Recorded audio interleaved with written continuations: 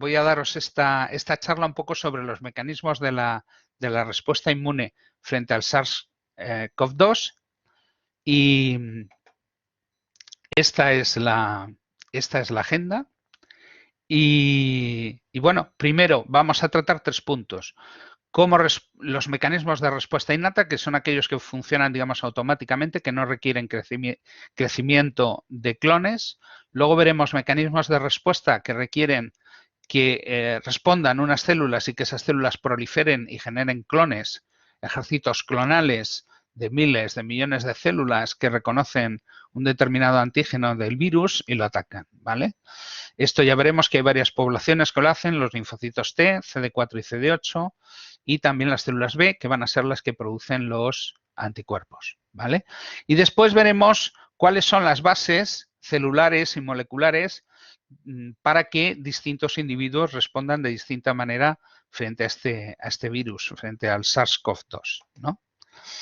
Y bueno, ya sonará, porque esto ahora mismo sale hasta en los telediarios, este virus es un coronavirus y es el 2 porque ya hubo uno hace pues 18 años, 2003, finales de 2002, principios de 2003, que también producía un síndrome, un coronavirus que producía un síndrome respiratorio agudo severo y que, bueno, y que es una condición muy grave y fallecía la gente. Lo que pasa que, bueno, en ese caso, pues no llegó a haber pandemia. En este caso, entre que el virus era mucho más transmisible, pues no fue posible parar digamos, el contagio y, bueno, y al final se ha convertido en una pandemia y estamos, pues, con todo el mundo, pues, con crisis económica y con problemas.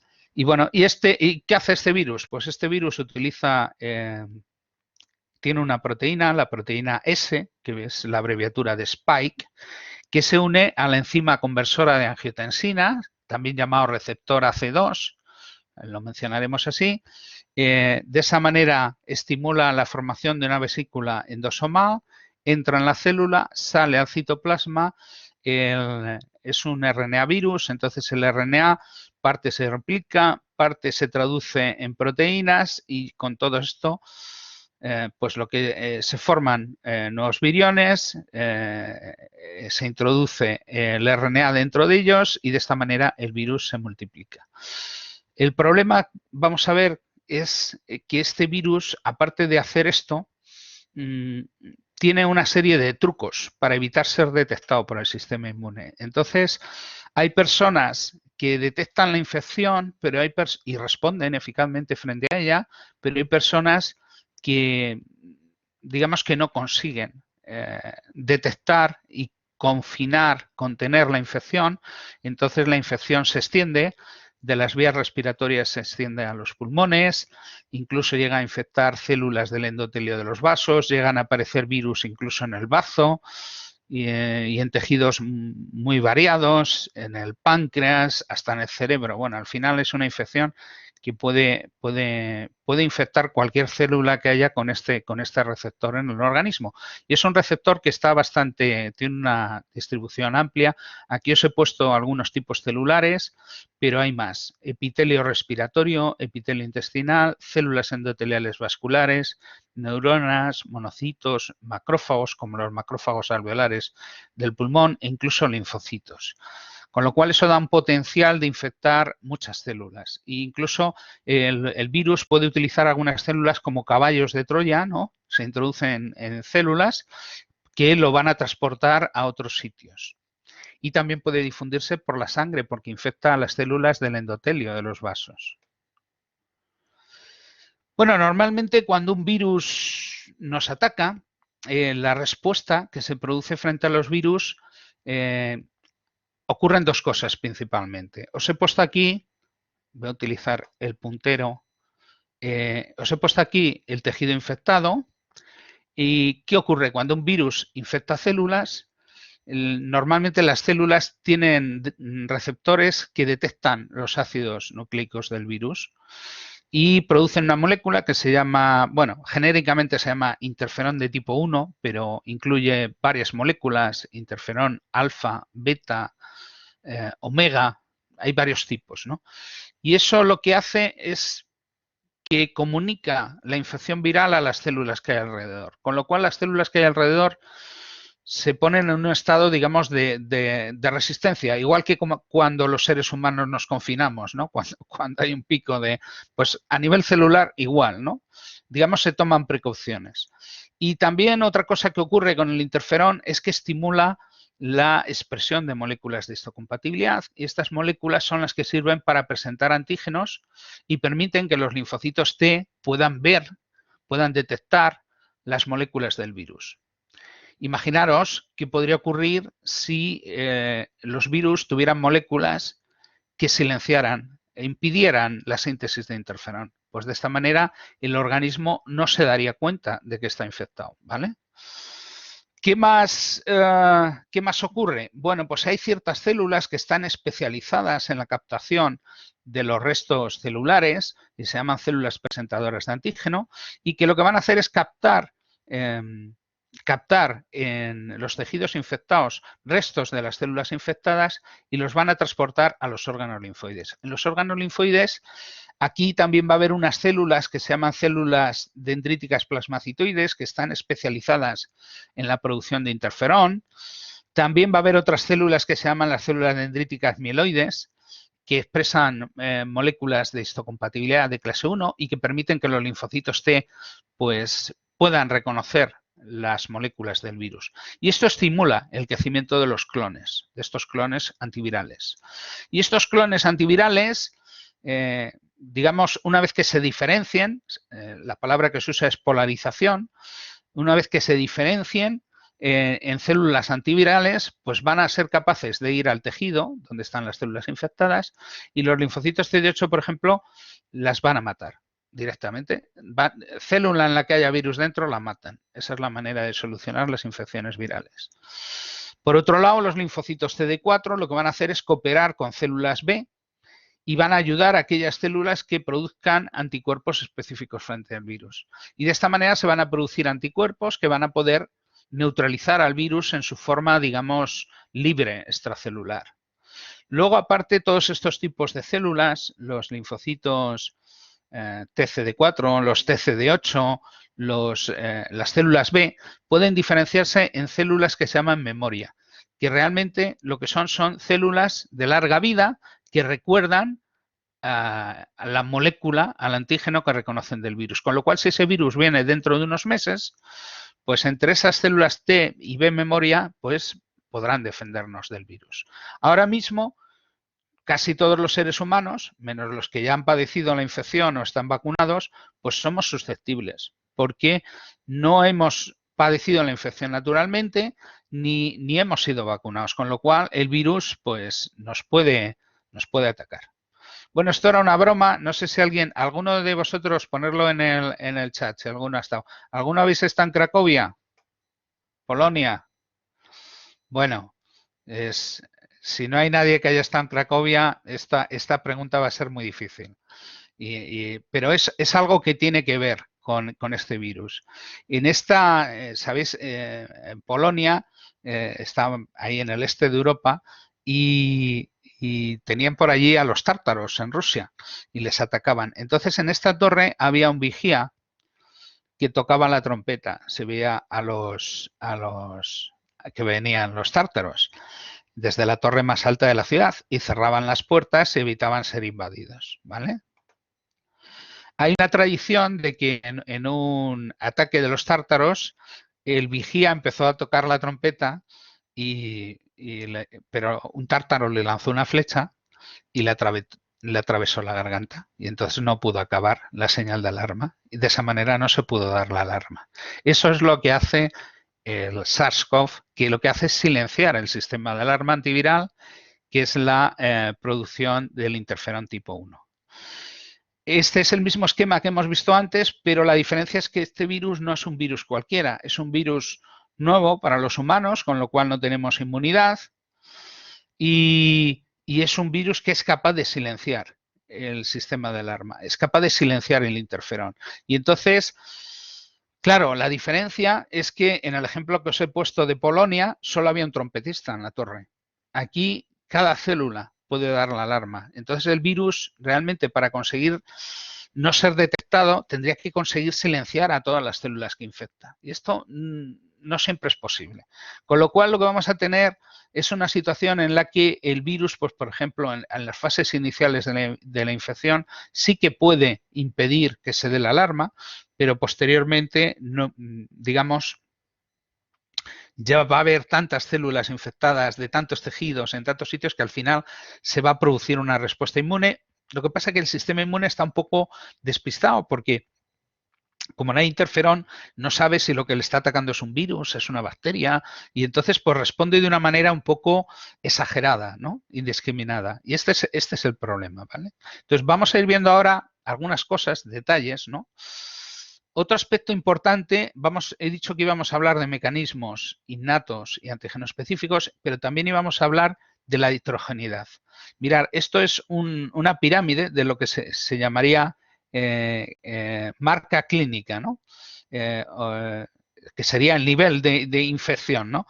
Que puede ser desde personas que no han tenido la infección, personas que no tienen, incluso, por ejemplo, que no tienen sintomatología o tienen una sintomatología leve, personas que necesitan ir al hospital y necesitan suplementarles oxígeno, incluso personas que necesitan ir a la unidad de cuidados intensivos y necesitan ponerles en respiración mecánica.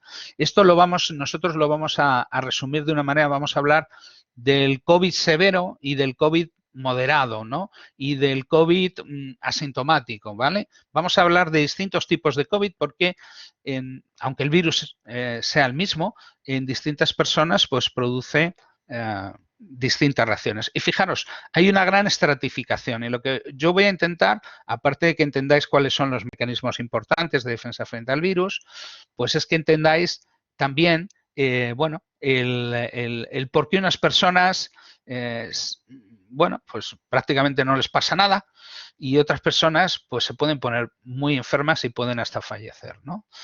Mi hipótesis es que esa heterogeneidad en el curso de la enfermedad se debe en gran parte a la heterogeneidad de la respuesta inmune frente al virus.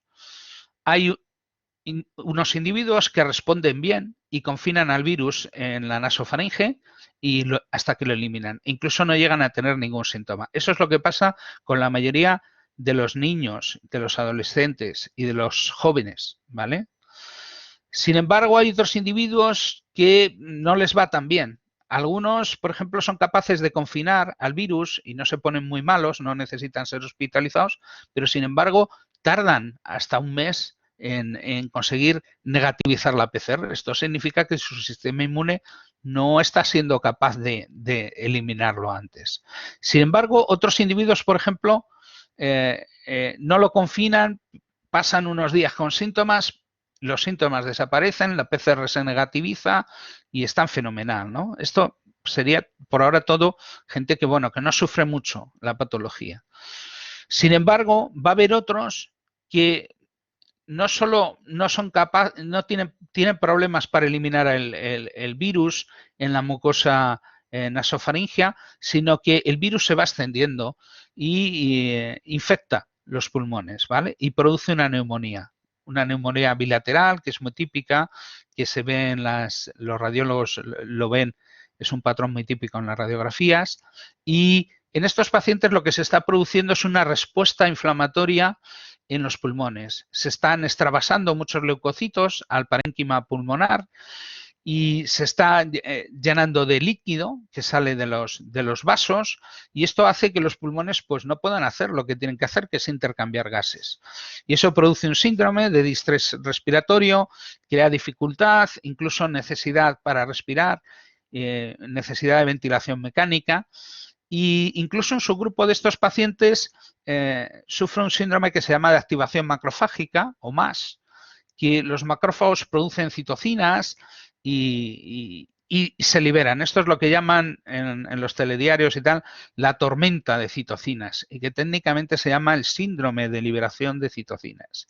Y esto puede producir un fallo pulmonar, necesidad de ventilación mecánica, incluso la muerte, ¿no? Incluso aunque estos pacientes que llegan a estar tan mal, aunque sobrevivan, gracias a los cuidados que se les dan en las UCIs, pues esa respuesta inflamatoria tan intensa puede dejar muchos daños en el pulmón, que va a quedar fibrosado, va a quedar lleno de cicatrices y eso hace que estas personas luego pues no respiren bien, ¿eh? Es decir, que incluso aunque uno sobreviva a la enfermedad, pues le pueden quedar luego secuelas permanentes o a largo plazo. Bueno, vamos a empezar ya, más o menos os he contado lo que es en general, vamos a empezar con los mecanismos de respuesta concretos. Y bueno, vamos a empezar por la respuesta inmunolata y lo que tenemos ahí son lo que se llaman los PRRs, que son unos receptores de reconocimiento de patrones que reconocen RNAs víricos, que como hemos dicho antes, estimulan el interferón, estimulan la expresión de moléculas de histocompatibilidad, pero el problema es que el virus, el SARS-CoV-2, pues digamos bloquea estos mecanismos de señalización. Esto se ha visto que además en algunas personas es más grave. Hay personas que tienen defectos genéticos en estos genes y entonces estas personas claro, es que esta sí que no funciona su sistema de alarma. No funciona el interferón y entonces sufren infecciones muy severas, incluso aunque sean jóvenes, ¿vale? Es independiente de la edad. Y luego ya veremos que hay otras personas que tienen problemas, pero más relacionados a lo mejor con la edad. Luego, otros mecanismos importantes en la respuesta inmune innata sería la activación del endotelio de los vasos, que es el que controla la extravasación de los leucocitos, el que controla si el complemento sale de los vasos. Y luego también van a ser importantes células que en estas situaciones inflamatorias pues pueden atacar a los patógenos, pero también pueden hacer mucho daño en los tejidos inflamados. Y estos serían las células fagocíticas y citotóxicas. Y bueno, lo vamos a ir viendo un poquito más en detalle. Lo que pasa es que con el tiempo que tengo voy a tener que ir rápido. En cuanto a qué fallos pueden producirse en estos mecanismos, puede haber, hay dos elementos. Por un lado, los defectos en el individuo, por ejemplo, defectos genéticos en la producción y la respuesta al interferón, o también en ancianos, parece bastante frecuente que se ha visto que en un 13% de los ancianos que fallecen tienen anticuerpos contra interferón, que bloquean el interferón e impiden es decir, que aunque las células infectadas produzcan interferón, este interferón es bloqueado por los anticuerpos antiinterferón y entonces no puede actuar sobre sus receptores. Luego lo veremos eso un poquito más en detalle. Pero lo que parece que es más importante es la interferencia del virus, del SARS, con el sistema de alarma. Pero claro, si se juntan las dos cosas, un virus que te interfiere con una producción de interferón defectuosa o con un bloqueo del interferón que se haya producido por los anticuerpos, pues entonces nuestro sistema inmune no se entera de que está siendo infectado por un virus, ¿vale? El resultado de todo esto ya lo hemos visto con el ejemplo de los tártaros, ¿no? Y es que si no hay alarma, pues no hay medidas de defensa, no se produce la respuesta, el virus crece fuera de control y se pone a infectar células que tienen el receptor AC. Y como hemos dicho, ese receptor lo tienen muchas células, por ejemplo, los monocitos sanguíneos, las células endoteliales, con lo cual esto permite que el virus se disemine a través de la sangre y a través de los órganos linfoides hasta que, digamos, genera una infección masiva que produce una respuesta inflamatoria sistémica. Y esa respuesta o hiperrespuesta inflamatoria es la que produce el fallo pulmonar y la muerte. Aquí tenemos el ejemplo de lo que pasa con el interferón. Mirar, la gente joven o la gente que se expone a bajas dosis del virus, el virus crece, el individuo empieza a producir interferón porque no consigue silenciarlo completamente. La respuesta antiviral acaba con el virus, problema solucionado, lo que llaman enfermedad, digamos, moderada. En las personas que sufren una enfermedad más severa, ¿qué es lo que ocurre? Que el virus crece y crece mucho más porque no hay respuesta de interferón al principio. Cuando llega la respuesta de interferón es tardía. Esto, por ejemplo, ocurre a veces pues en personas ancianas y tal. Y bueno, digamos la respuesta antiviral llega tarde. ¿Vale? Y eso hace que estos pacientes pues, tengan que ser ingresados en los hospitales, a veces en la UCI. Pero tenemos situaciones peores todavía. Tenemos la situación, por ejemplo, lo que hacíamos, individuos que tienen deficiencias genéticas para el interferón. Esto es raro, pero a la gente a la que le ocurre no producen interferón y entonces el virus crece de una manera tremenda, ¿no? Esto ya hemos comentado que puede ser por defectos genéticos o bien por tener anticuerpos frente al interferón. En estos pacientes que tienen estos problemas concretos, pues una terapia con interferón pues les podría ayudar a iniciar una respuesta antiviral, ¿vale? Bueno, esto es verlo un poquito más en detalle, lo que pasa es que no tenemos tiempo para mucho. Básicamente aquí la idea sería, el virus entra, estimula estos receptores TLR3 y TLR7 y esto normalmente estimularía la síntesis de los genes de interferón. A menos, como vamos a ver luego, que el virus produzca unas proteínas que inhiban la transducción de señal de estos receptores, que eso es lo que ocurre. Y con lo de los anticuerpos, bueno, para más susceptibles a enfermedades víricas, que es donde son importantes, el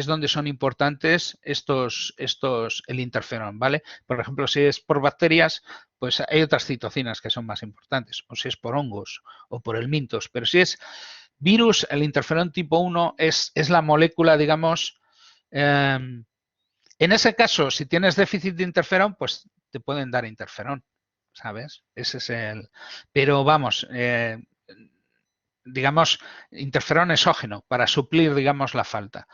Una segunda posibilidad es esto ocurre sobre todo en ancianos, que desarrollan anticuerpos contra el interferón. Entonces, esta gente sí producen interferón, pero los anticuerpos lo neutralizan, con lo cual el interferón no puede actuar sobre sus receptores, con lo cual se produce la señal, pero la señal no se puede oír, ¿no? No se puede detectar, ¿vale? Y esto se ha visto que ocurre sobre todo en ancianos y varones, ¿vale? Y esto se cree que tiene que ver con que como hay varios genes que controlan la tolerancia están en el cromosoma X y los varones tenemos la mala suerte que solo tenemos un cromosoma X, las mujeres tenéis dos, pues entonces en los varones, aunque tengamos, como solo tenemos un gen, si se nos muta, ya estamos fastidiados. Vosotras, como tenéis dos, pues si se os muta uno y tenéis el otro bien, pues ningún problema. Y esto es por eso piensan que estos anticuerpos son más frecuentes en los varones. Entonces, ¿qué podría hacerse? Bueno, pues aportar interferón exógeno. Hay veces que una persona puede tener anticuerpos frente a interferón alfa e interferón omega, son los que se han observado. Pero hay otros tipos de interferón que tienen función biológica similar, pero no son iguales. Interferón beta, interferón gamma, lambda, que se unen al mismo receptor, pero que posiblemente los anticuerpos no actúan contra ellos. Y estos, por ejemplo, el interferón beta es un fármaco que se comercializa y que se puede utilizar. Pero vamos, se ha visto que en pacientes en general esto no soluciona. Sí en aquellos pacientes en los que la causa sea un problema de efecto de interferón. Y bueno, fijaros aquí, simplemente para que veáis, están con rayitas todas las proteínas del SARS-CoV que inhiben la señalización del interferón. Y veis que tiene unas cuantas. Es decir, parece que se han hecho unos profesionales de inhibir los interferones, porque, digamos, les conviene. ¿Y qué ocurre?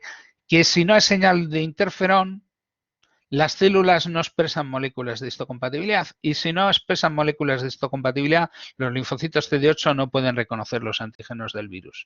Con lo cual, si silenciamos el interferón, impedimos la acción antiviral de las células TCD8, ¿vale? Y cuando eso falla, el virus sigue creciendo hasta que se produce lo que se llama una reacción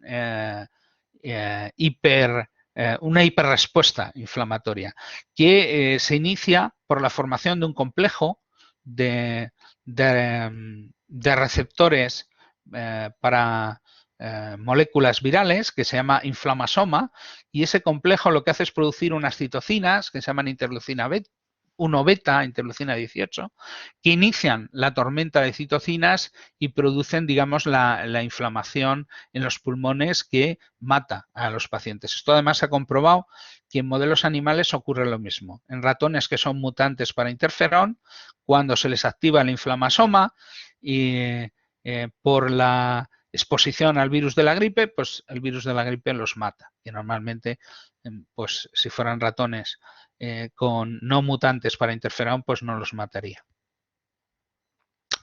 Y bueno, ¿qué podría hacerse para fortalecer la respuesta inmunolata? Bueno, hay datos muy interesantes, lo veremos al final. La suplementación con calfediol, que es un derivado de la vitamina D, reduce en ancianos el riesgo de ingresar a la UCI y morir. De hecho, además, el 80% de los ancianos en residencias tienen niveles bajos de calfediol, o también se llama calcifediol, ¿vale? Y luego, con aquellos pacientes en los que observamos que tienen un alto riesgo de respuesta inflamatoria, pues se les pueden dar tratamientos antiinflamatorios como los glucocorticoides en altas dosis, anticuerpos antirreceptor de interleucina 6, tocilizumab, es un fármaco, y el anakinra, que es un antagonista del receptor de interleucina 1, y de esta manera pues podemos impedir esa hiperrespuesta inflamatoria. Vamos a ver otros componentes, lo que pasa que como veo que vamos muy cortitos de tiempo, vamos a decir casi una pincelada de cada uno de ellos y vamos a seguir avanzando porque si no llegamos. Otros componentes de la respuesta innata que pueden participar.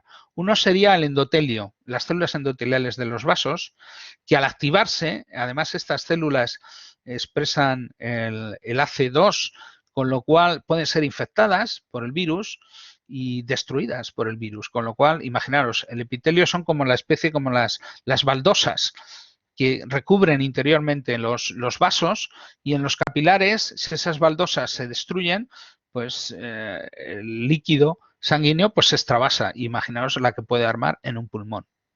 Lo inunda, eso. ¿Vale? Entonces, además, ese líquido que sale no es solo líquido, que puede interferir con la función respiratoria del pulmón, sino que también contiene moléculas que tienen efectos, como las moléculas del complemento, que tienen efectos, pueden producir efectos dañinos, ¿no? Se activa porque el complemento promueve la inflamación, amplifica la inflamación. También en esas condiciones se van a extravasar las células fagocíticas y células citotóxicas naturales, las células NK. También se va a estimular la coagulación. Imaginaos, si se nos empiezan a formar coágulos en esos vasos que tenemos, en esos capilares pulmonares que tenemos dañados, pues bueno, esto ocurre. Muchos pacientes tienen problemas con trombos, ¿no? Muchos pacientes con COVID tienen problemas de trombosis, luego veremos. Y bueno, el papel del endotelio ya hemos comentado que el problema es que el endotelio de los vasos, si se daña y empieza a salir líquido, imaginaros que esto es el alveolo y el alveolo se nos llena de líquido, de citocinas, de complemento, pues esto ya no intercambia, ya no sirve para el intercambio respiratorio, y entonces, bueno, por eso hace falta suplementar con oxígeno, ventilación mecánica, pero vamos, este es un mecanismo muy importante en el daño pulmonar. Luego también algunas de las células que hay en los pulmones, los macrófagos alveolares, pueden ser infectados por el virus, ¿vale? Y esas células o los monocitos, por ejemplo, que se extravasan desde los vasos al alveolo, pues estos monocitos luego pues pueden transformarse en células dendríticas y pueden ir a los ganglios, y si llevan el virus dentro, pues pueden transmitir la infección a células en los órganos linfoides y producir la inflamación de esos órganos linfoides, con lo cual la cosa pues se puede complicar bastante, ¿no? Y bueno, vamos a pasar ahora a la segunda parte, que sería la parte de la respuesta antígeno específica, que básicamente va a ser respuesta por linfocitos T, de tipo CD4 y de tipo CD8, como hemos visto, y también por linfocitos B, cuya función fundamental va a ser producir los anticuerpos. Bueno, aquí tenemos los mecanismos que serían importantes en la respuesta antígeno específica frente al SARS. Lo primero serían los linfocitos T, que básicamente lo que van a necesitar es que células presentadoras de antígeno les presenten péptidos del virus, ¿vale? Vamos a tener dos tipos, los TCD8 citotóxicos, los TCD4 cooperadores y bueno, estos linfocitos, pues los citotóxicos su función es matar a las células infectadas por el virus y los CD4 cooperadores, como dice su nombre, su función es cooperar. Son como los cascos azules de la ONU, ¿no? Cooperan con otras poblaciones celulares, con las células B, para que se creen anticuerpos. Luego veremos la importancia de los isotipos del anticuerpo en relación al tipo de respuesta que puede producir frente al virus. Y también los linfocitos cooperadores también pueden actuar promoviendo la inflamación.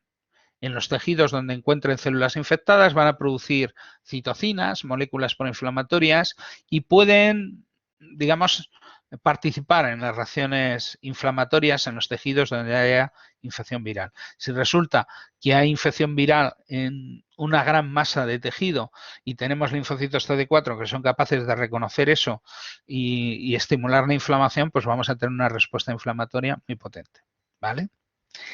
Y eso, si es al principio, pues puede ser útil para confinar y acabar con la enfermedad. Pero si eso ocurre demasiado tarde, cuando hay demasiado virus, pues eso puede dar situaciones, pues eso, de un síndrome de hiperproducción de citocinas que produzca el fallo del pulmón y el paciente se muera, ¿vale? Más cosas. Luego están las células B, con las que cooperan los linfocitos TCD4. Estas van a producir los anticuerpos, que son moléculas con una alta afinidad química por las distintas proteínas del virus y que lo van a neutralizar. Aquí es importante todos los anticuerpos, esto ya os suena, ¿no? Habéis oído hablar de test de IgM, de test de IgG para el COVID, de test de IgA no se suelen hacer esos test y sin embargo la IgA es el isotipo más importante para defendernos de ese virus, porque la IgA se secreta al mucus y por tanto puede, digamos, destruir al virus en la superficie mucosas. Cuando nos vacunan contra este virus, una de las cosas importantes es que se lleguen a producir IgAs, porque eso es lo que nos va a proteger cuando llegue el virus a nuestras mucosas, ¿vale?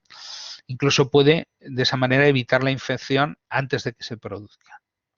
Esto se sabe que los individuos, por ejemplo, que tienen defectos para producir inmunoglobulina A, tardan más tiempo en negativizar la infección.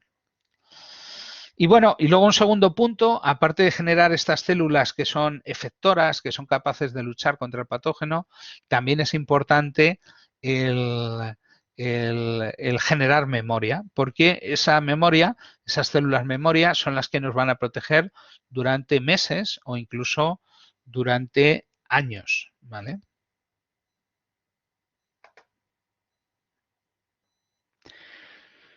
Bueno, vamos a ver un poco cómo ocurre esto de la respuesta antígeno específica, porque os he contado un poco las generalidades, pero bueno, este es un virus que actúa sobre todo sobre las vías respiratorias y sobre los pulmones. Y bueno, entonces vamos a ver un poco cómo pasa esto. Bueno, cuando el virus...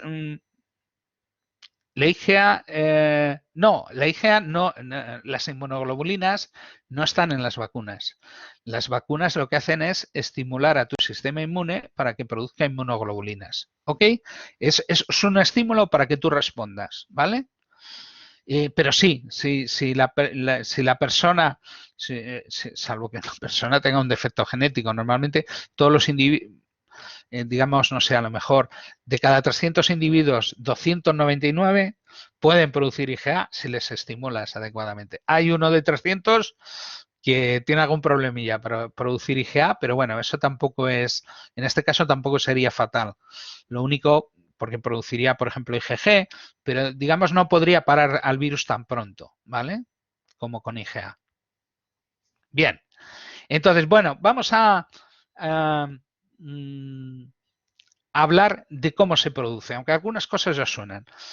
Básicamente, el virus, ya sabéis, infecta el epitelio de la nasofaringe y ahí va a haber unas células, bueno, ahí el virus va a intentar infectar sin dar señales, sin que las células produzcan interferón, pero bueno, hay muchas células centinelas, células, sobre todo células dendríticas, que lo que van a hacer es recoger, por ejemplo, si en ese tejido se empiezan a morir las células de una manera normal, las células epiteliales, pues los restos de esas células muertas van a ser recogidas por células fagocíticas que los van a llevar a través de la linfa a los ganglios linfáticos bronquiales y mediastínicos, que son los órganos linfoides que digamos que están relacionados con las vías respiratorias en los pulmones.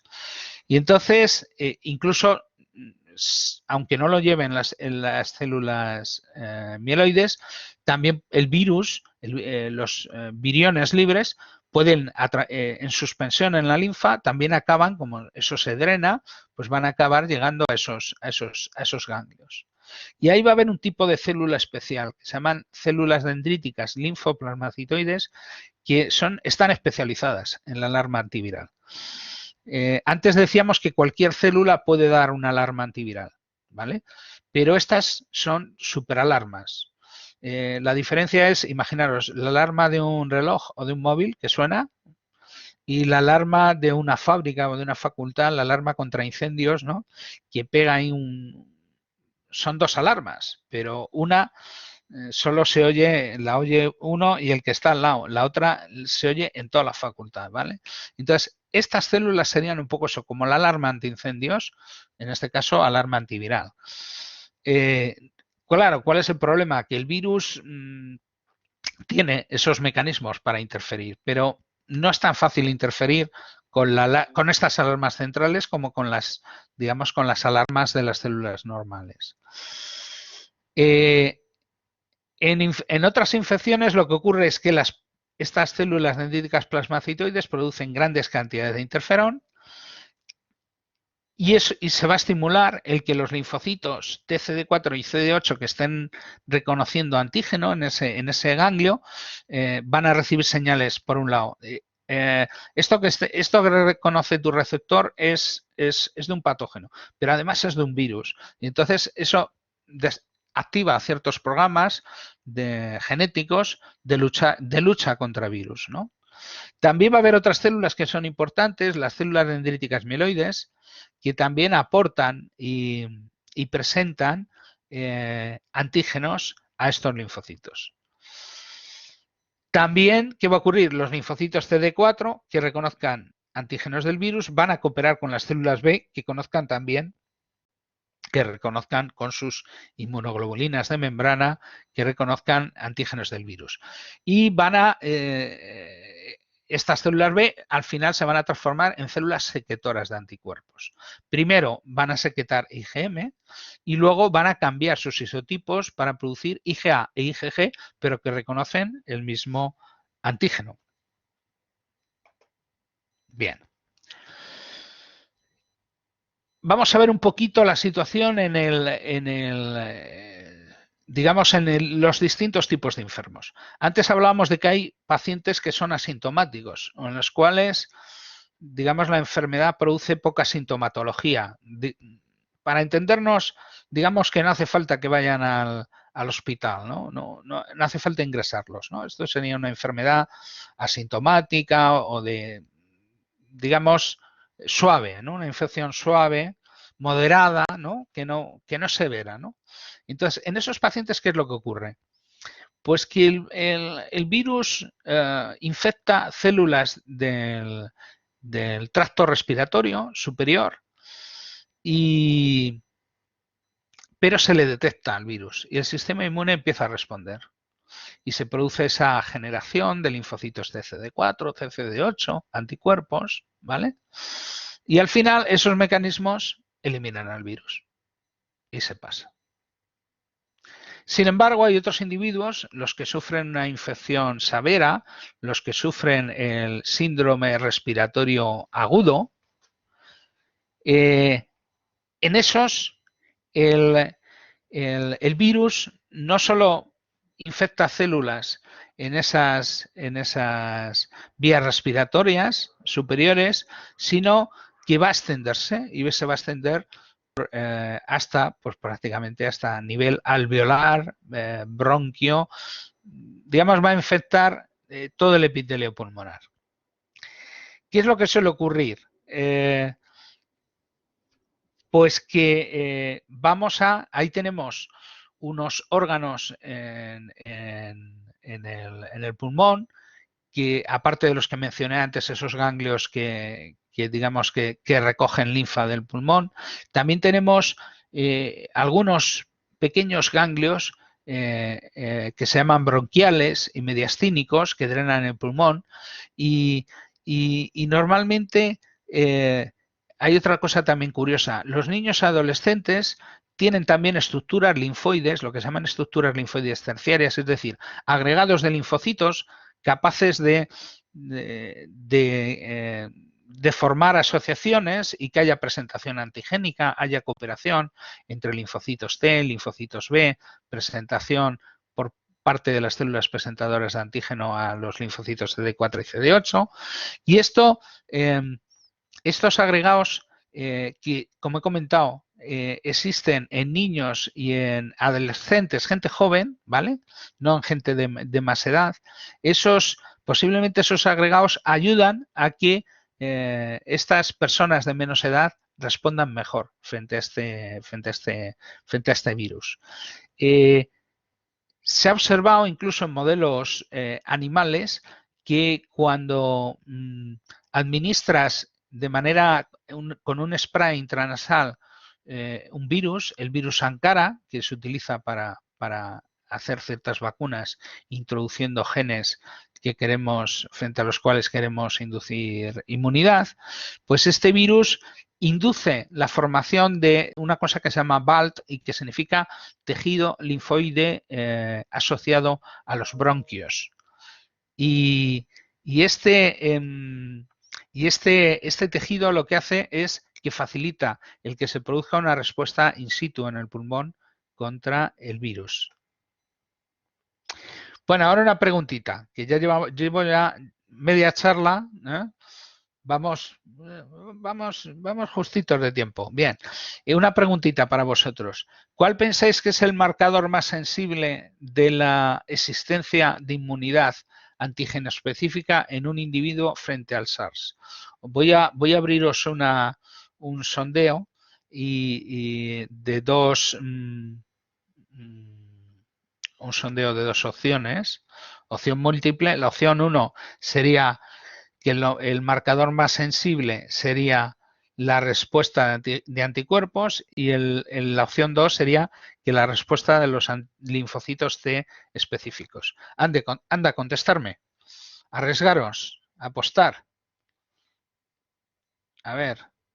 Bueno, veo que contestáis rápido, ¿eh? Y veo que la cosa está muy dividida, ¿vale? Bueno. Veo que hay muchos que se lanzan. Prácticamente estáis casi iguales en las dos cosas. Mirad, lo voy a mostrar simplemente para que se vea que las opciones que tenéis. Fijaros, prácticamente hay alguno más que ha dado a la respuesta de los linfocitos T, pero la mayoría dais a los anticuerpos. Digamos, no, la mayoría no, unos poquitos menos, ¿no? A los anticuerpos. Pero el tema es que oímos hablar mucho de los anticuerpos, pero realmente oímos hablar de los anticuerpos porque eso es lo fácil de medir. Para medir células T específicas frente a COVID, eso es muy difícil. Eso necesitas un laboratorio con instalaciones de seguridad, con cultivos celulares, con citometría de flujo y eso pues no es tan fácil como un test de estos que te lo envían por correo y te lo haces en tu casa, ¿vale? Entonces, fijaros, vamos a comparar dos tipos de marcadores. Aquí tenemos la frecuencia de individuos que son positivos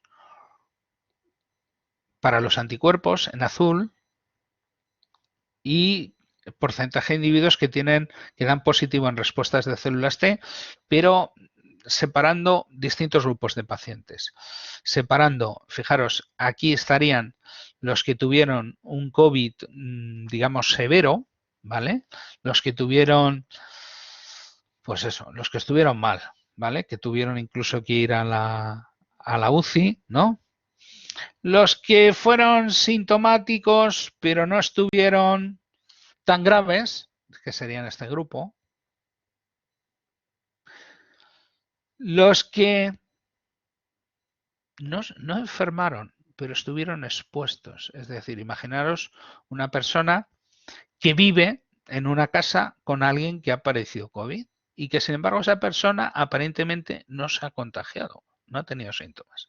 Es decir, ha estado simplemente expuesto. Y luego tenemos aquí los donantes en general. Es decir, población que ha tenido un riesgo de exposición pues más bajo y además si son donantes pues es que no se han puesto enfermos, ¿vale? Entonces fijaros qué ocurre. Con estos datos, si me tuvieras que responder a la misma pregunta que os he puesto antes, ¿qué me responderíais después de ver esto? ¿Os parece? Vamos a activar otro sondeo. Después de ver estos datos que veis que claramente tenemos la curva, los valores, uy, ya tenemos un problemilla. Veo que se me está enganchando el cursor. ¿Me oís bien? Sí se escucha. ¿Me oís bien? Vale. Es que estoy teniendo un problemilla de que no sé, el ratón no va muy bien. Bien, vale, me oís bien. Entonces, imaginaros, después de ver estos datos, ha cambiado. Voy a ver si puedo activar el chat. Es que antes no me dejaba picar en el chat, no me dejaba activar. Ah, ya sé cuál va a ser el truco. Pues no hay truco. No me deja volver al chat. Bueno, pues ya que no me deja, pues tampoco me deja activar un sondeo. Vamos a ver si me deja pasar a la siguiente diapositiva. Bueno, lo que pasa es que si le doy para la siguiente diapositiva, no me deja. Se me ha bloqueado. Bueno, esto es una cosa que a veces pasa. Voy a ver si desconectando la cámara tampoco me deja. Estoy teniendo un problema. Ahora parece que sí. Perfecto. Parece que sí. Bueno, voy a quitar la cámara y espero que vaya mejor. Bueno, decirme en el chat. A ver, ahora que veo el chat, lo que pasa es que nos hemos pasado de punto. ¿Hay alguno que hubiera puesto antes que pensaba que las células B eran más sensibles y ahora se haya dado cuenta de que las células T son marcadores más sensibles? ¿No veis que es curioso? Sí, os habéis dado cuenta algunos, ¿vale?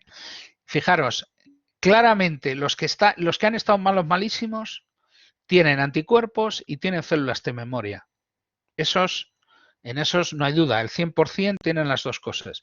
Pero fijaros, en cuanto has tenido una enfermedad menos grave, fijaros que casi todos detectamos memoria T, pero anticuerpos en unos cuantos menos. Si nos vamos ya a los individuos que realmente no sabemos, desde luego lo que sabemos es que no han tenido enfermedad sintomática, pero no sabemos si es que fueron asintomáticos o qué ha pasado. ¿Y qué vemos? Que algunos de ellos que suelen tener hay una frecuencia de positivos en anticuerpos bastante más alta que la población general. Es decir, que muchas de esas personas que a lo mejor algo más de un 50%, que han estado expuestas, sí puede ser, pero también puede ser que produzcas anticuerpos y que hayas tenido una enfermedad asintomática. Eso es más frecuente todavía, ¿vale? Las dos cosas pueden pasar. Pero fijaros que incluso en este caso, las respuestas de células T memoria son mucho más frecuentes. Es decir, hay mucha más gente que se ha sensibilizado, que sus células T, digamos, somos capaces de detectar una respuesta. Incluso en la población general asintomática, vemos que los porcentajes de positivos dan más altos. Esto a lo que nos lleva, a ver si esto me sigue funcionando, ¿Cómo podemos saber si hay células memoria? Pues básicamente os cuento, lo que haces es, claro, hay que cultivar células, las tienes que estimular con antígenos del COVID y si tienes células memoria van a reaccionar pues produciendo ciertas citocinas y entonces lo puedes detectar. Por ejemplo, produciendo interferón o proliferando, ¿vale? En cualquier caso es algo que necesitas un laboratorio de investigación sofisticado para hacerlo, ¿vale? Y por eso es algo que no se hace a diario. Bueno, fijaros otra cosa, no sé si lo sabéis. Antes os dije que este es el SARS-CoV-2, pero que hubo también un SARS-CoV-1 y hubo también uno que se llama el MERS, que era otro virus que estaban los camellos, ¿no? Y que producía también un síndrome respiratorio. ¿Y por qué esto es importante? El SARS-CoV ya pasó, os he dicho, en el año 2003, ¿no? 2002-2003. Pues bien, ¿qué se veía en estos pacientes? Pues se veía que de los individuos que sobrevivieron, porque fallecían muchos, era más mortal. El SARS-CoV-1 era bastante más mortal que el SARS-CoV-2. Lo que pasa que no era tan contagioso, afortunadamente. Y lo que se vio es que de los que habían sobrevivido a la infección, la mitad perdían los anticuerpos. Es decir, habían desarrollado anticuerpos, pero los perdían. En 3 años, la mitad ya no los tenían. Y 6 años después, ya ninguno tenía anticuerpos o respuestas de células B. Es decir, que parece ser que en este caso, frente a ese virus, al SARS-CoV-1, la memoria de anticuerpos o de células B no era de muy larga duración. Posiblemente vosotros pensaréis cosas que a lo mejor aprendisteis de memoria hace 6 años y no os acordáis. Ahora, pues un montón, ¿no? Pues al sistema inmune también le ocurre eso. Sin embargo, se sabe, en esos pacientes se ha visto, que las células T específicas memoria permanecen al menos hasta 18 años. A ver, os pregunto, contestarme en el chat, ¿por qué pensáis que se sabe que duran por lo menos hasta 18 años? ¿En qué año pasó este brote? 2003. ¿En qué año estamos? Es el tiempo que ha pasado. Es decir, eso es. No, no, no, no. Se sabe porque tú ahora, si les haces una prueba, tú puedes detectar estas células memoria. Y posiblemente dentro de 10 años sigan vivas, si esos pacientes siguen vivos, pues sigan vivas. Posiblemente es una memoria para toda la vida, ¿vale? Lo que pasa que en este caso no podemos saber si dura más de 18 años hasta que no pasen más de 18 años después del brote del SARS, ¿vale? Que fue hace 18 años. Bien, y en el MERS lo que se vio es que allí se vio una cosa curiosa, y era que los pacientes que pasaron la infección, digamos, la superaron fácilmente, lo que sería una infección moderada, pues casi no tenían anticuerpos. Y sin embargo, sí tenían respuestas de células T. Veis que las cosas van en la misma dirección. Tercera línea de evidencia.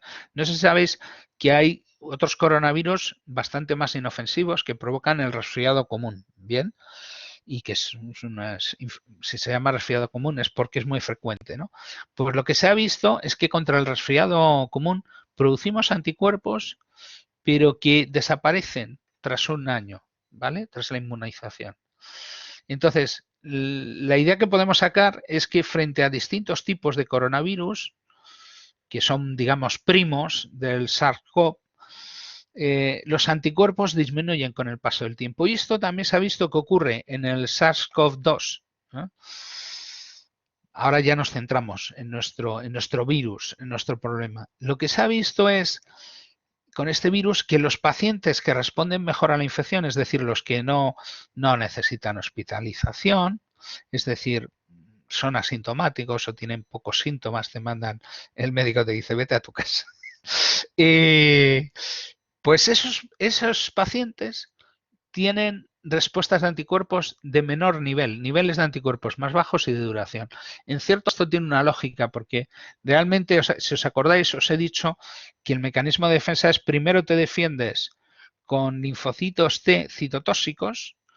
Si se produce bien de interferón, con esa respuesta vas a poder eliminar el virus y entonces solo te dedicas a producir anticuerpos cuando la estimulación por el virus es todavía más intensa y produce una infección más intensa.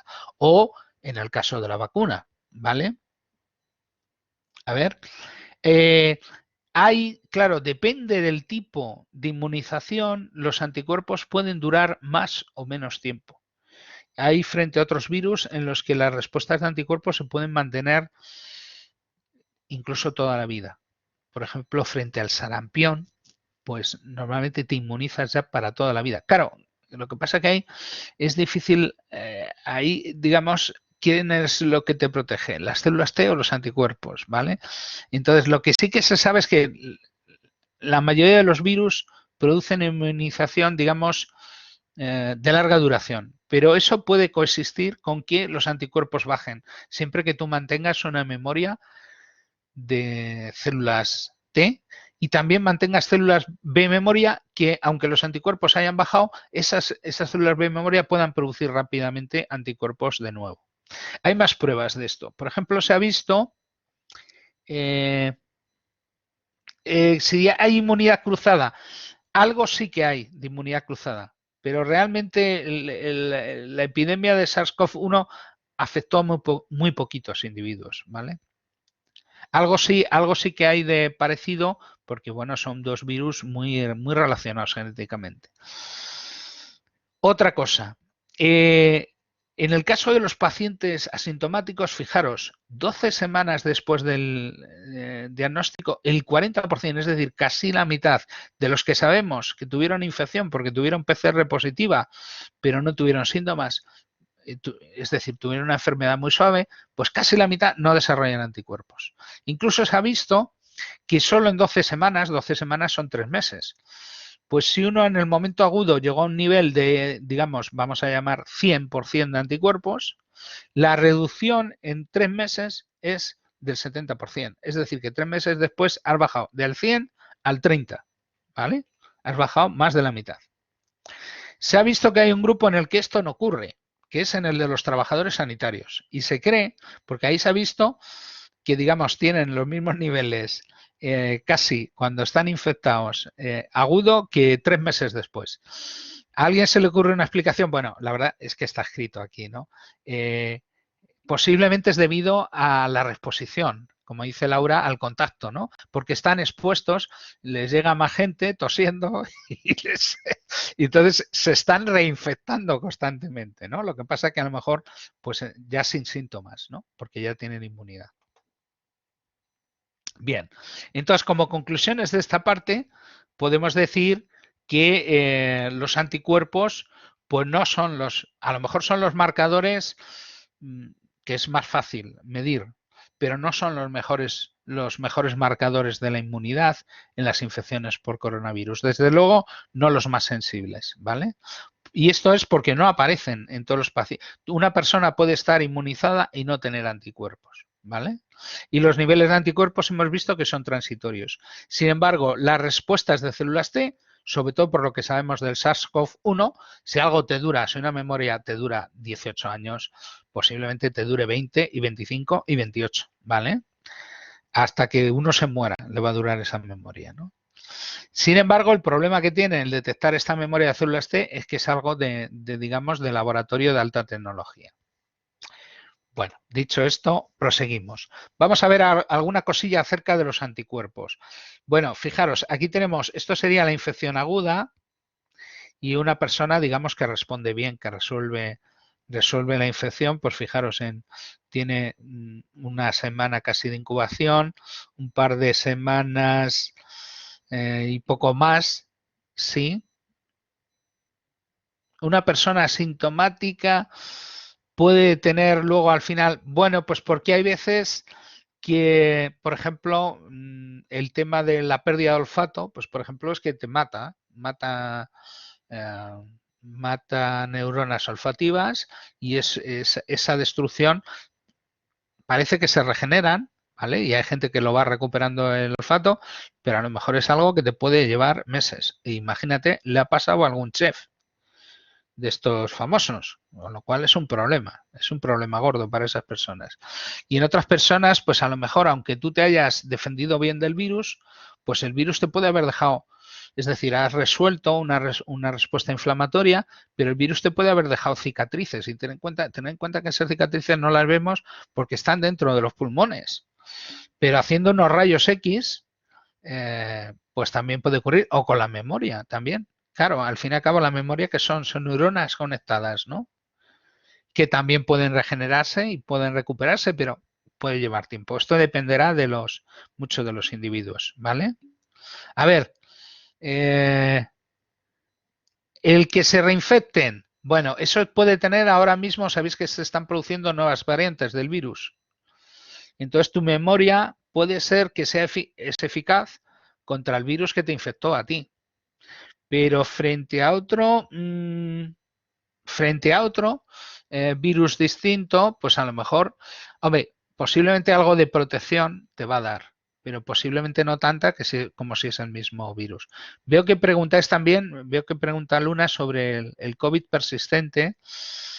Bueno, el COVID persistente se ha visto que ocurre, digamos, afecta más a las personas que han sufrido una infección más seria, porque lógicamente pues sus pulmones están más dañados, sus neuronas están más dañadas, si han estado en UCI pues van a tener una serie de secuelas, pero también lo que se ha visto es que en algunos pacientes que incluso no han necesitado ingreso hospitalario, pues también luego van teniendo, por ejemplo, pues digamos unas secuelas persistentes, pues por ejemplo, de dificultad de respiración, sensación de agotamiento, dolores de cabeza.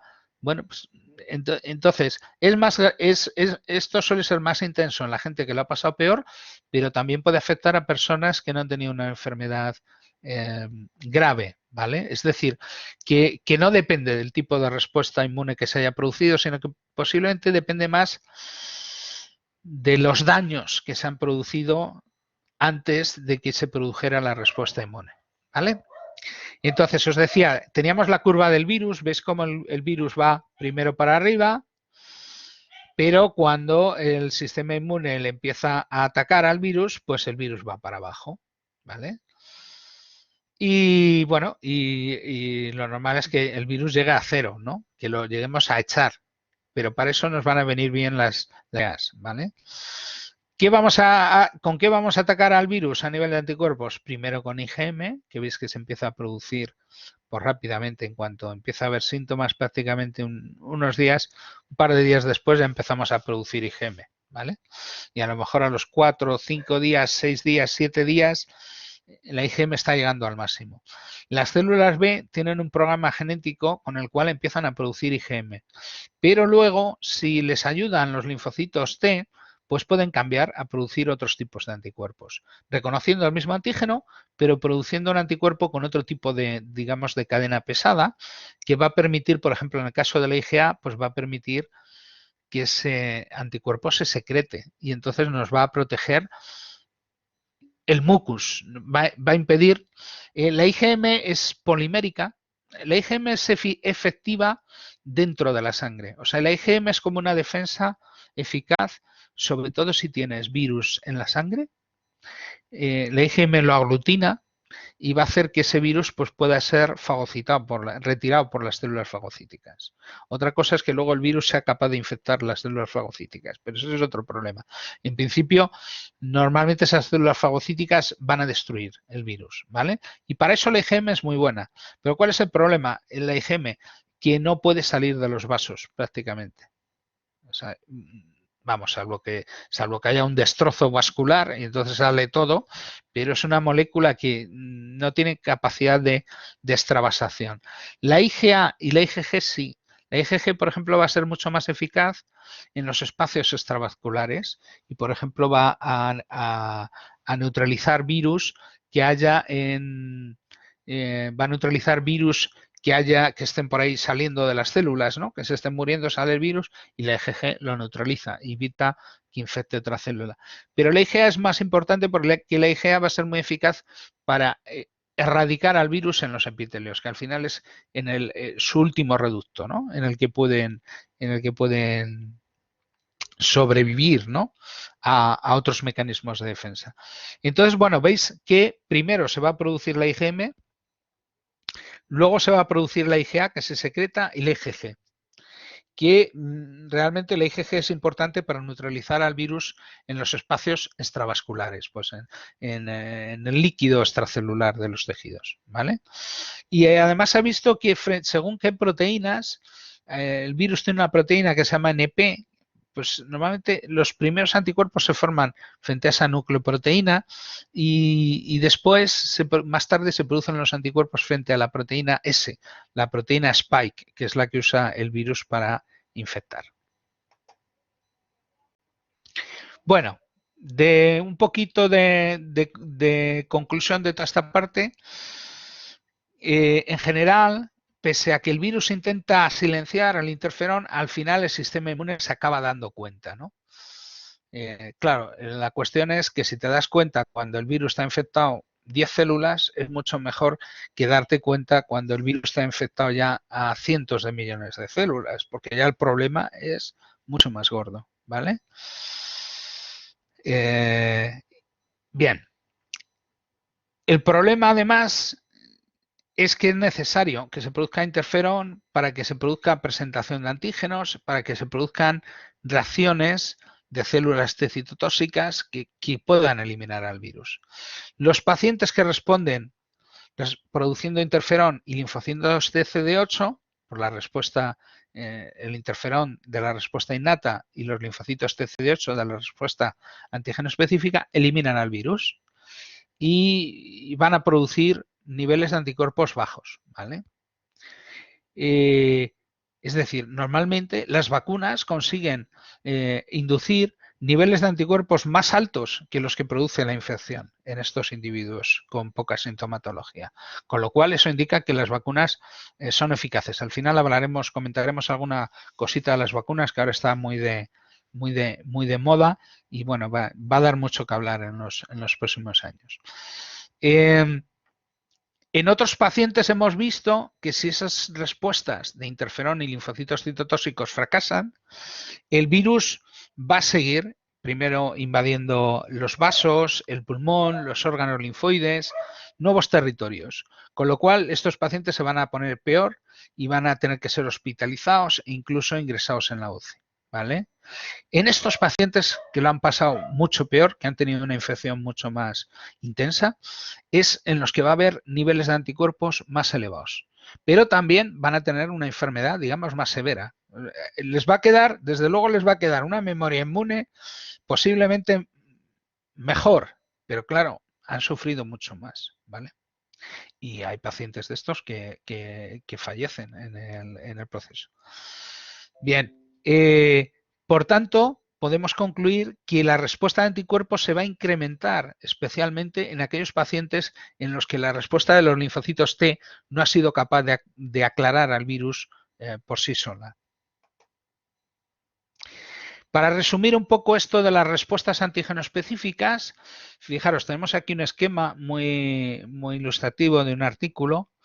Veis que tenemos la célula B, los linfocitos CD4 y los CD8. Estos serían antes de conocer el virus. Aquí se produciría, veis que pone proliferación, los 3 tipos de células proliferan. Esto aquí lo representa con varios circulitos superpuestos. Una célula da a 2, luego a 4, luego a 8, 16, 32, 64, 128, 264, y así 500 y pico, 1000 y pico, y así hasta 1.000.000. Se pueden llegar a sufrir 20, los linfocitos CD8 sufren 20 rondas de divisiones. A partir de una célula genera 1.000.000 de células que reconocen el mismo antígeno. Los linfocitos CD4 sufren la mitad de rondas de divisiones, unas 10 rondas, con lo cual cada célula original da lugar a unas 1000, ¿vale? Es decir, proliferan bastante menos. Y las B, pues una cosa intermedia, ¿vale? Entre las dos. ¿Y qué es lo que ocurre luego? ¿Qué pasa? Vale, a corto plazo esto resuelve la infección, pero ¿qué pasa a largo plazo, ¿no? Long term. Bueno, a corto plazo producimos anticuerpos, pero esto de los anticuerpos ya hemos visto que es, tú los produces, pero si no estás yendo al hospital y te estás recontagiando, pues esos anticuerpos pues van bajando, ¿vale? ¿Y qué va a ocurrir?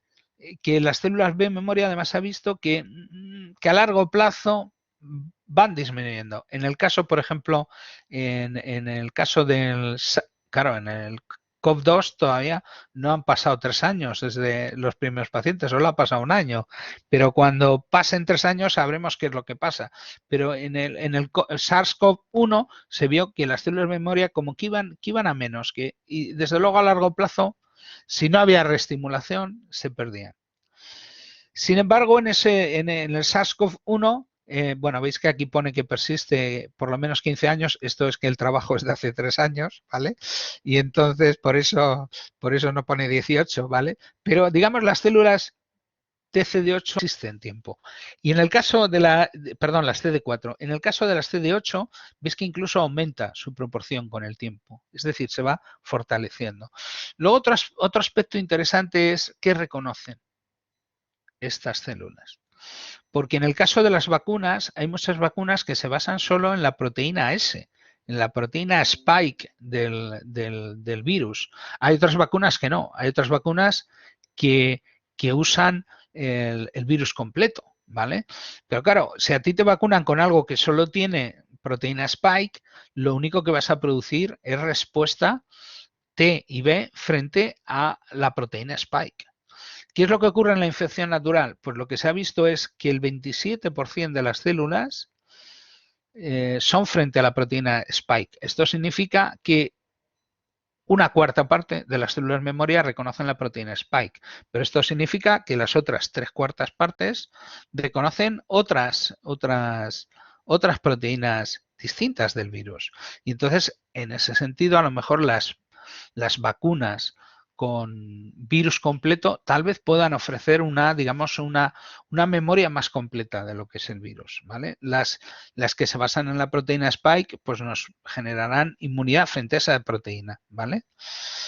Lo mismo para las CD8, fijaros, solo 1 de cada 4 células reconoce a la proteína spike. Las otras 3 de cada 4 reconocerían otras proteínas del virus. Esto hay que tenerlo en cuenta. Y bueno, vamos a ver ahora un poquito, vamos a rematar esto recordando un poco lo importante que es que se produzca presentación antigénica y polarización, ¿vale? La polarización, los que no hayáis dado inmunología todavía, traducirlo un poco como especialización o diferenciación en la respuesta frente a un determinado patógeno, ¿vale? Entonces, estos dos procesos son necesarios. Si no hay presentación antigénica, como ocurre cuando no hay interferón, y no hay una adecuada polarización, no va a haber una respuesta antiviral, ¿vale? Y eso lo que va a hacer es que el virus va a acampar, el virus va a infectar allí, se va a multiplicar hasta niveles muy elevados. Cuando el sistema inmune intenta responder a unos niveles de infección muy altos, se va a producir, ante esa estimulación tan fuerte, se va a producir una reacción muy fuerte, ¿no? Y eso es lo que va a producir la muerte de estos pacientes, ¿no? El síndrome. Y bueno, aquí es simplemente para recordar, estos son los gráficos. Fijaros, tenemos el pico de la segunda ola y de la tercera ola en España. Estos son el número de casos diarios en España.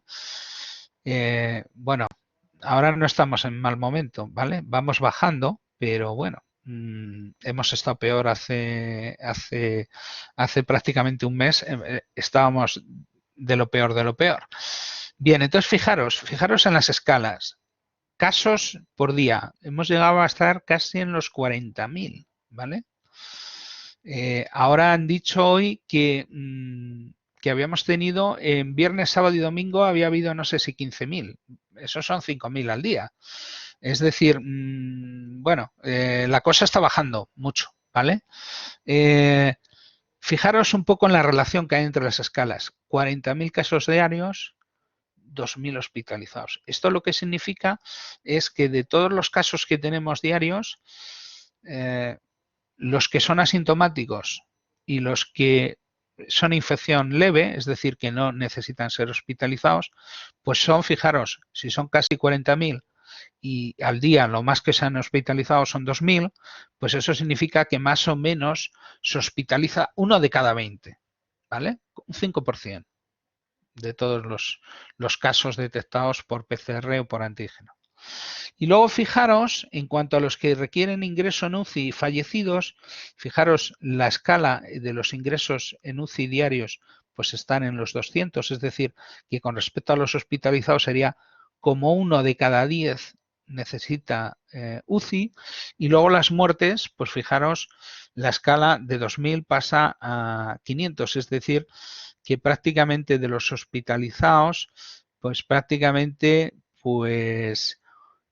prácticamente 1 de cada 4 puede llegar a fallecer, ¿no? Esto nos da una idea, claro, es mucho, ¿no? Pero claro, si lo consideramos con respecto a los casos iniciales, la proporción es bastante más baja. Imaginaros que fueran 400 de 40.000, pues sería 1 de cada 100, ¿vale? Claro, ¿cuál es el problema? Si estamos teniendo muchísimos casos simultáneamente, pues se colapsan hospitales, se colapsan UCIs y fallece mucha gente, ¿no? Por eso es muy importante el tema de la vacunación ahora mismo, que os voy a contar algunas historias de vacunación, sobre todo en población anciana, ¿vale? Bueno, vamos un poquito retrasados, pero bueno. Vamos a ver esta parte, esta tercera parte, que tenía que ver un poco los factores que predisponen, que hacen que una persona tenga mayor riesgo de padecer una infección severa, ¿vale? Ese riesgo aumenta con la edad, el sexo varón, ¿no? La hiperglucemia, el déficit de vitamina D, el sobrepeso u obesidad, ¿no? Y la diabetes. Todo eso, digamos, hace que, bueno, digamos, tiene uno más papeletas de que le toque riesgo. Y se han hecho muchos estudios y se han visto marcadores, por ejemplo, los niveles de interleucina 18, el cociente entre neutrófilos y linfocitos, que luego veremos qué significa, los niveles del calcifediol, que es la vitamina D en su forma activa, en el momento del ingreso del hospital, los niveles de glucosa en sangre en el momento de ingreso de la UCI, los niveles de anticuerpos antiproteína S, curiosamente, como hemos comentado antes, cuantos más anticuerpos antiproteína, una persona que sufre infección aguda, cuanto más mal está, más anticuerpos produce. Bueno, lógicamente es una reacción a eso, ¿no? Y lo importante es tener los anticuerpos antes de que te llegue la infección, porque eso es lo que te va a proteger, ¿vale? Y bueno, vamos a ver alguna cosilla de estas en el tiempo que nos queda. Vamos a ver, lo primero, que ya lo hemos dicho varias veces, pero estos son datos experimentales que lo demuestran. La infección severa se asocia al fracaso de la respuesta inmune antiviral. Fijaros, aquí tenemos representado, bueno, estos serían datos de individuos de distintos grupos de pacientes. Los puntos en azul serían los que al final, pues bueno, les va bien, y los puntos así como en color rosita, los que van a peor, ¿no? Y lo que se ve es que, fijaros, claramente los que sufren una enfermedad moderada la carga viral en la nasofaringe va disminuyendo.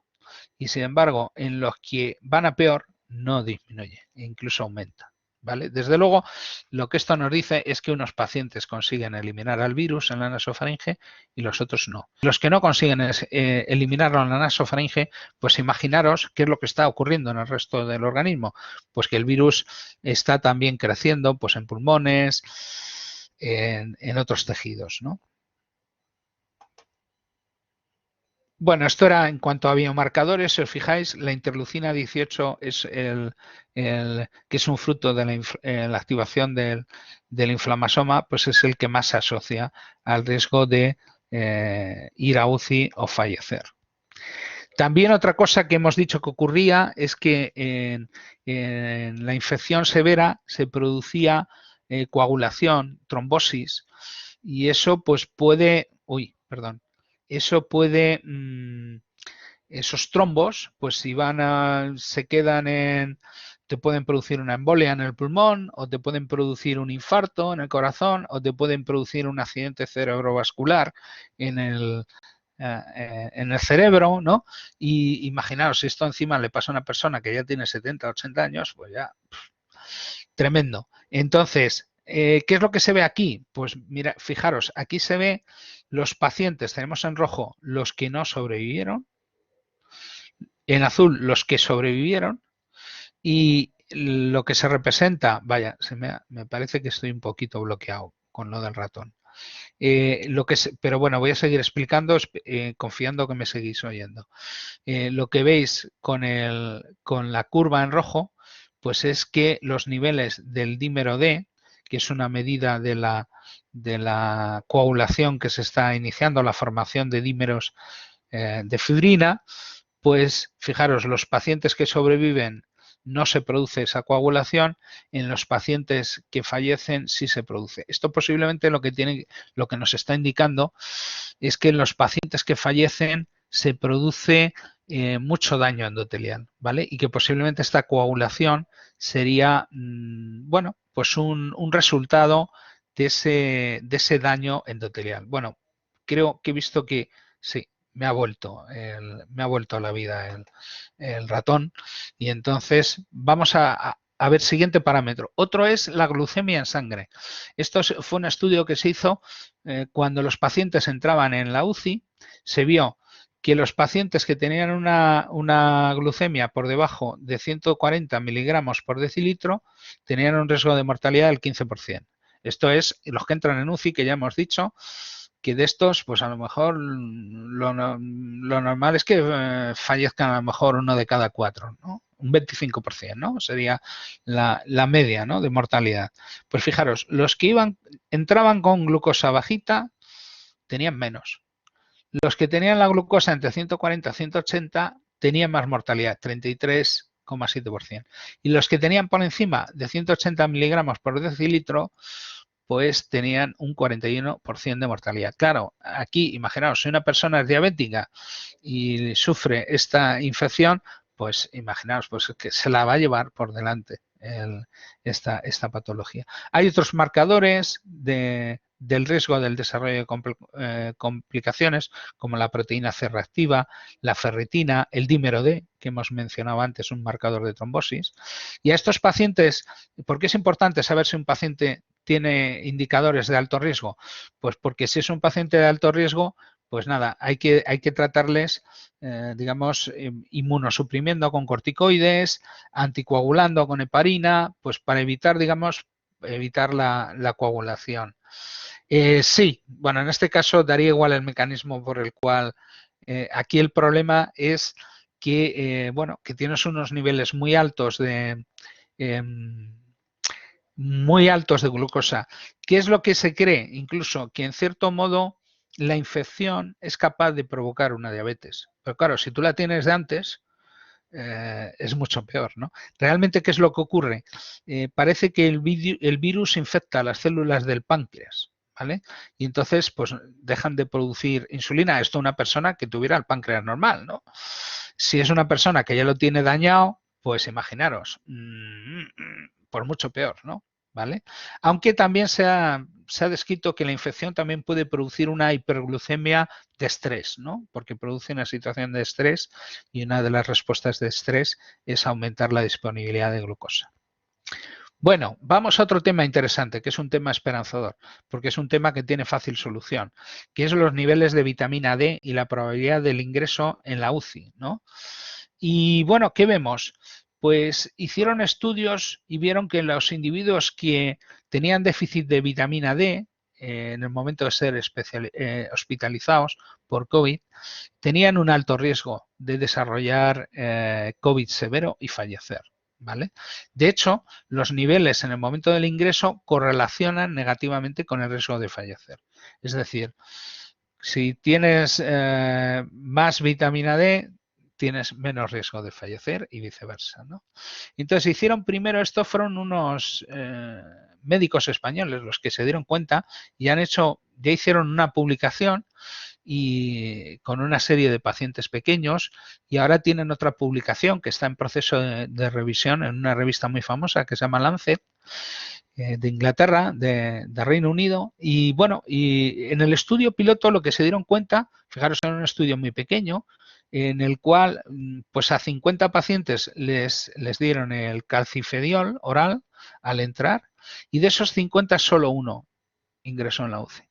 Y del grupo que por tema randomizado, a los 13 del grupo que no le dieron esto, pues tuvieron una mortalidad del 50%, es decir, 2 frente a 50. Decidme si hay diferencia o no hay diferencia. Entonces, viendo estos resultados dijeron hay que hacer un estudio de esto y ahora mismo hay un manuscrito en revisión en la revista Lancet, que es un estudio más amplio hecho con 930 pacientes y lo que hacen es les dan, bueno, este es el título del trabajo y este es el autor por si cuando se publique lo queréis ver y básicamente lo que hacían era suplementarles con dosis altas de esta forma activa de la vitamina D, ¿vale? El calcifediol, y básicamente lo que hacían era darles pues dosis, fijaros, de 20.000 unidades, luego de 10.000 unidades durante un mes, ¿no? ¿Y qué es lo que vieron? Que de los que tomaron calcifediol, el 5% tuvieron que ingresar el UCI. Sin embargo, de los que no tomaron esta forma activa de la vitamina D, el 21% de los que no lo tomaron tuvieron que ir a la UCI. Es decir, que simplemente suplementar, que esto es una medicina que no cuesta casi dinero, simplemente el dárselo en el momento del ingreso, pues te reduce 3/4 partes el riesgo de que una paciente vaya a la UCI, ¿vale? Y luego también, sí, esta se da oral y se absorbe muy rápido, ¿eh? Además es forma activa ya. Eso se usa el calcifediol en lugar de otras formas, digamos, de otros precursores de la vitamina D, para que produzca unos efectos inmediatos, ¿vale? Y en cuanto a mortalidad, ¿qué fue lo que ocurrió? Pues en el grupo tratado solo fallecieron el 6,5% y en el otro grupo fallecieron el 15%. Bueno, pues mal no te va a venir, ¿eh? Desde luego, si uno ha tenido un contacto y te dicen, confínate, pues yo me iría tomando el calfediol, ¿vale? No, mal nos va a hacer, ¿eh? Claro, siempre que sean dosis, pues dosis, digamos, las que se dan, ¿no? Porque si no, sí que se pueden producir efectos adversos si se toma uno 10 veces la dosis que se tiene que tomar, ¿vale? También redujo el tiempo de ingreso en el hospital. Y se sabe desde hace tiempo que la vitamina D tiene un efecto antiinflamatorio y parece ser que ese efecto antiinflamatorio pues es muy importante en esta situación en la que el riesgo está en una respuesta inflamatoria desregulada. Es un tratamiento, es barato, es efectivo, es muy eficaz y debe ser administrado antes de que se produzca enfermedad severa. Si empezamos a dar el calfediol cuando está el paciente entrando, el sol viene bien, ¿eh? El sol desde luego viene bien, ¿eh? Y esto puede también uno puede decir voy a tomar el sol cuando he tenido algún contacto cercano, pues puede ser bueno tomar el sol aunque sea en la terraza. Bueno, vamos a ver si el ratón me sigue funcionando y me deja pasar a la siguiente. Sí. Bueno, vamos a acabar con la parte porque ya son las 9, teóricamente ya se me ha pasado el tiempo, pero bueno, no me queda nada. El resultado de la carrera de las vacunas. Bueno, muy importante los resultados que está obteniendo las vacunas con RNA, Pfizer y Moderna. Se ha publicado muy recientemente que Pfizer, incluso solo con la primera dosis, dejando pasar 4 semanas, protege un 92%. Y esto está haciendo que las autoridades sanitarias se planteen el separar más las dosis. ¿Qué sentido tiene esto? Si no vas a dar la segunda dosis a una persona, y porque puedes esperar 2 o 3 meses, pues puedes utilizar esa dosis para vacunar a otra persona y de esa manera podrías ir avanzando más rápidamente, dado que protege tanto, que protege un 92% de protección, es lo que protegen otras vacunas con las 2 dosis, ¿no? Y luego otra buena noticia, sabéis que esta vacuna, la de Pfizer, había que congelarla a -80 para conservarla. Ahora están haciendo estudios y están viendo que a -20 grados pues también dura, ¿vale? Una persona con trombosis. Bueno, en principio ¿Por qué tendría que ser un problema?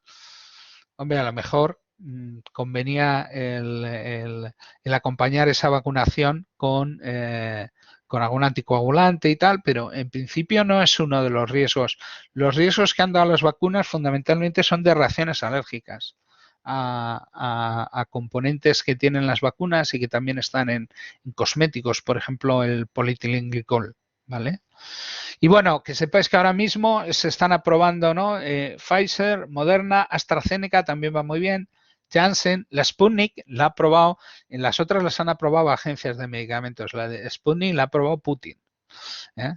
La ha aprobado y dice que la ha aprobado hasta con una de sus hijas y tal, aunque esta gente, estos políticos que dicen tantas mentiras, no hay que creerse mucho. La Sinopharm la están autorizando de emergencia en Argentina y hay otras en fase preclínica. Y bueno, yo creo que esto lo que nos dice es que el final de la pandemia se acerca. Hay unos resultados muy buenos en Israel. Sabéis que en Israel ya llevan la primera dosis ya se la han puesto al 40% de la población y la segunda ya el 20%, es decir, y han ido con la población de más edad, ¿vale? Además, están usando la de Pfizer, ¿vale? Tras 3 semanas, la primera dosis protegía un 85%, pero os acabo de enseñar que tras 4 semanas eso sube a un 92%. Es decir, que la primera dosis prácticamente te protege tanto como la combinación de primera y segunda casi seguidas, que provoca una caída del 94 y una reducción de casos graves del 92. Esto, por ejemplo, ha llevado, fijaros, esto es las nuevas hospitalizaciones desde que se iniciaron las vacunas, o bueno, las segundas dosis de las vacunas, y fijaros cómo la población sobre 60 años, que son los que están vacunando, sobre todo, pues esos están bajando, las hospitalizaciones han bajado más de un 40%, casi a la mitad. Mientras en el resto de la población ves que están estables, que son los que no se están vacunando. Esto nos está dando una idea de lo que podemos lograr cuando ya acabemos de vacunar a la población de más edad y podamos vacunar a la población general. Es decir, vamos a conseguir acabar por lo menos con esta variante del COVID. Habrá que ver qué ocurre con otras variantes. Y fijaros, esto es una curva de la edad media de los ingresados hospitalizados en Israel. Y fijaros, esto es cuando empezaron a poner la primera vacuna. Veis que durante las primeras semanas no se observó casi nada, pero en cuanto empieza o cuanto pasan, porque fijaros, esto es medio mes, con lo que ponían 2 semanas de diferencia en las dos estas, pero en cuanto han pasado, desde la primera vacunación han empezado a pasar el tiempo, pues fijaros cómo va cayendo la edad media de hospitalización, está cayendo en picado, ¿vale? Y nada, y bueno, veo que hay una pregunta. Bueno, pues no sé si es que lo están haciendo de otra manera o que han cambiado. Esas vacunas de RNA van introducidas en unas nanopartículas lipídicas, entonces no sé si es que han conseguido cambiar el componente lipídico. El RNA es el mismo, pero si utilizan un componente lipídico que se pueda conservar a temperaturas más altas, ¿vale? Y bueno, y entonces nada, si queréis, pues ahora, aunque se nos acaba el tiempo, pero si queréis, pues podéis hacer preguntas y nada, y si tenéis algún contacto estrecho que se contagia, pues no, el estrecho no es bueno. Uno tiene que mirar el prospecto y ver cuál es la dosis, ¿vale? ¿Cuál es la dosis que hay? Pero aquí en España, en general, casi toda la gente solemos tener niveles por debajo de los niveles recomendados de vitamina D, ¿vale? Y pues yo creo que tiene que ser con receta, pero el calfediol creo que sí. Pero vamos, eso sí, bueno, eso se hace uno el análisis también y cambio de alimentación. Bueno, la leche tiene mucho, y hay leches suplementadas con vitamina D también. El salmón también, eh, digamos, los pescados, el aceite de pescado también tiene bastante. Bueno, ¿alguna pregunta? Más. Bueno, la vacuna de Moderna, pensar que aquí lo que ha pasado, esto ha sido una carrera. La vacuna de Moderna la están poniendo mucho en Estados Unidos y los resultados que da son prácticamente iguales. Mirad, tengo por aquí apuntado, con 2 dosis, la vacuna, la de Pfizer, eh, con 2 dosis, bueno, la de Pfizer eh, daba porcentajes, pues que estaban casi con 2 dosis, casi en el 95, la de Moderna da porcentajes también casi por encima del 90, o sea, y bueno, incluso hasta la Sputnik, después de la segunda dosis, o sea, prácticamente las vacunas, las que llevan más tiempo, aptas que son esas dos, que son de RNA, y luego la Sputnik y la otra, la de AstraZeneca, que esas son con virus, esas están dando unos porcentajes de protección muy altos. O sea, pensar que una vacuna te proteja el 90 y pico por cien, pues es que reduce tu riesgo de padecer la enfermedad, pues como 20 veces, ¿vale? Es decir, que si antes se infectaban 20, tú vacunas y a lo mejor de esos 20 se va a infectar uno. Y posiblemente ese que se infecte no va a ser, no va a tener una infección severa, ¿vale? Más preguntas.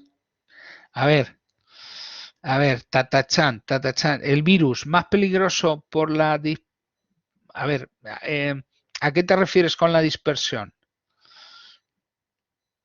Bueno, y la virulencia. Bueno, lo que hemos visto es que este virus, mm, hemos dicho que prácticamente de cada 100 personas que infecta, pues a lo mejor a 90, pues bueno, 80, 90, bueno, se lo pasan en su casa.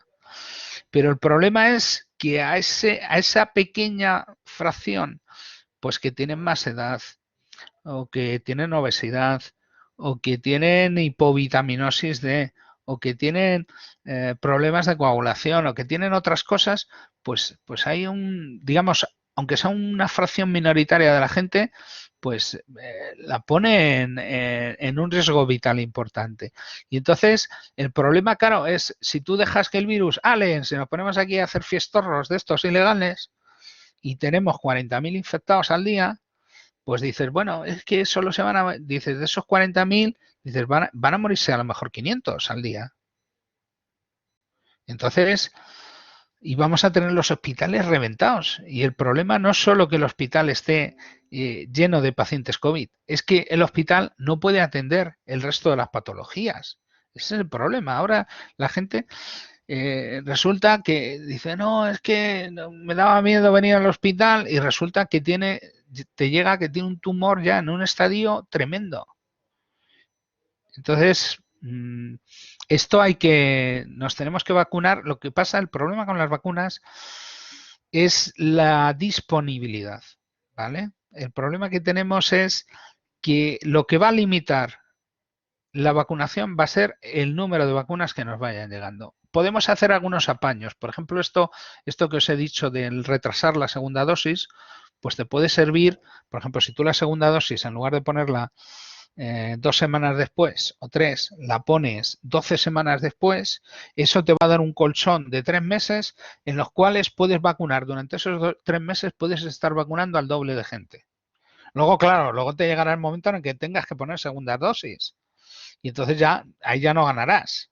Pero durante ese mes o esos 2 meses iniciales, pues va a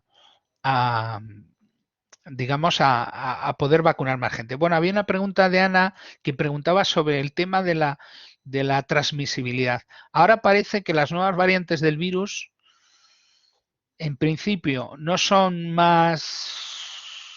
producen una patología más severa, pero sí son mucho más contagiosas. Tener en cuenta que con esto de las mascarillas, con esto del distanciamiento social, con esto de las clases online, pues el cierre de los bares y tal, pues lo que estamos haciendo al virus le estamos haciendo más difícil el contagiarse. Y entonces se está seleccionando precisamente aquellas variantes del virus que son capaces de contagiarse pese a mascarillas, pese a que eh, haya distancia. Es decir, podemos esperar que vayan surgiendo, además ha ocurrido en varios países, tenemos en Sudáfrica, en Brasil, en Reino Unido, en California, tenemos variantes del virus que son más contagiosas. Eso es lógico, porque estamos creando las condiciones en las cuales, como estamos dificultando el contagio, pues estamos haciendo una presión selectiva, vamos a seleccionar precisamente aquellas variantes del virus que sean más contagiosas. Y eso va a ocurrir hasta que tengamos vacuna. Y en ese caso, posiblemente ya la selección que se producirá será contra aquellos virus contra los que sea eficaz la vacuna. Y podrán surgir variantes del virus con las que la vacuna sea menos eficiente. Eso, imaginaros, ya sabéis lo que pasa con la gripe. Todos los años hay que andar haciendo nuevas vacunas, ¿no? Para las nuevas variantes que se espera que te ataquen el año siguiente porque están, digamos, infectando a más gente, por ejemplo, en el hemisferio sur, y entonces las incluyes en las vacunas para el año siguiente en el hemisferio norte. Entonces, bueno, ahora mismo yo creo que estamos en un momento en el que, bueno, pues tenemos que mantener las medidas para que no nos vuelva a pasar lo que nos pasó en Navidad, que no nos vuelva a pasar en Semana Santa, por ejemplo, y bueno, lo que vamos a ir ganando es el tema del avance de las vacunas. Ahora mismo lo que pasa es que en España, por ejemplo, creo que tenemos, decíamos, Israel, ya han puesto la primera dosis al 40%. En España y en toda la Unión Europea vamos por el 4,5% de la población. Hombre, también es la población que más lo necesita, ¿no? Los ancianos que están en residencias, que son los que, digamos, más riesgo tenían. Bien. Bueno, eso del 100% era en animales, ¿vale? Y, y, y bueno, significa que en tus condiciones de experimentación ha sido el 100%, pero luego, claro, luego lo que importa no es cuánto protege a un ratón, sino cuánto protege a los humanos en condición... que decís que hay gente que están apurando. También esa sería otra manera de, de, de sacar algo más, ¿no? De dar un poco más de sí de las vacunas. Bueno, ahora mismo el problema es ese. El problema es que nos tenemos limitadas por ahora los Pfizer pues da lo que da, Moderna da lo que da. La Unión Europea se estaba planteando incluso si Rusia se comprometía a fabricar la Sputnik en Europa, pues también le comprábamos algunas, también a AstraZeneca. Bueno, habrá que ir viendo, también el tiempo irá viendo. Por ahora lo que se está viendo es que por lo menos AstraZeneca, Moderna y Pfizer van muy bien, y posiblemente Sputnik también, ¿vale? Y luego habrá que ver las Sinopharm y bueno, y las que vayan saliendo, ¿vale? Y los españoles nos pasa lo que siempre, que sacaremos la vacuna que proteja al 100%, pero la sacaremos al año que viene o dentro de 2 años, ¿no? Con lo cual, cuando ya esté todo el mundo... Pero bueno, a lo mejor viene bien para nuevas variantes que surjan. ¿Alguna pregunta?